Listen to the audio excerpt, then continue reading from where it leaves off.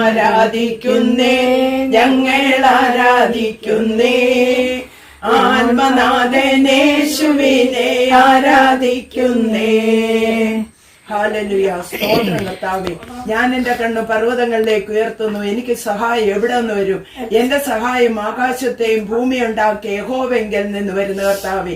ഈ അനുഗ്രഹിക്കപ്പെട്ട കർത്താവേ, ഈ ദിവസത്തിന്റെ പ്രഭാതത്തിൽ കർത്താവേ, ഈ ഭവനത്തിലേക്ക് അടിയങ്ങൾക്കൊന്ന് കടന്നു വരുവാൻ എന്റെ അപ്പച്ചൻ അവിടുന്ന് ഇടയാക്കിയ വൻകൃപയ്ക്കാട്ട് സ്തോത്രം കർത്താവേ.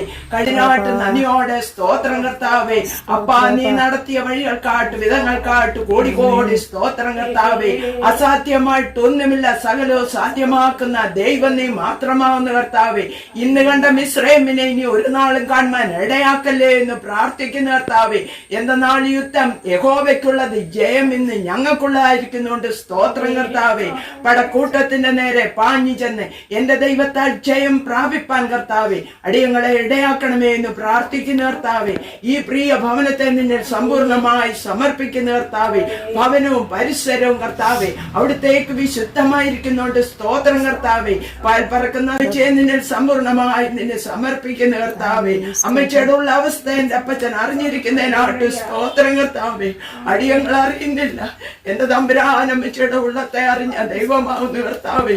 മനുഷ്യർ മുഖത്തെയാവുന്നു കാണുന്നത്, കർത്താവ് ഹൃദയത്തെ അറിഞ്ഞ ദൈവമായിരിക്കുന്നുണ്ട്. സ്തോത്രം കർത്താവേ.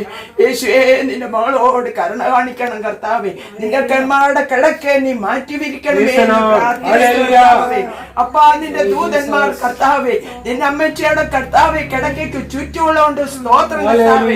ആ പക്ഷപാതക്കാരനോട് കരുണ കാണിച്ച ദൈവം കർത്താവേ, നിന്റെ മകളോട് കരുണ കാണിക്കണമേ എന്ന് പ്രാർത്ഥിക്കുന്ന കർത്താവേ. നിന്റെ മകളെ നീ കൈക്ക് പിടിച്ച് എഴുന്നേൽപ്പിക്കണമേ.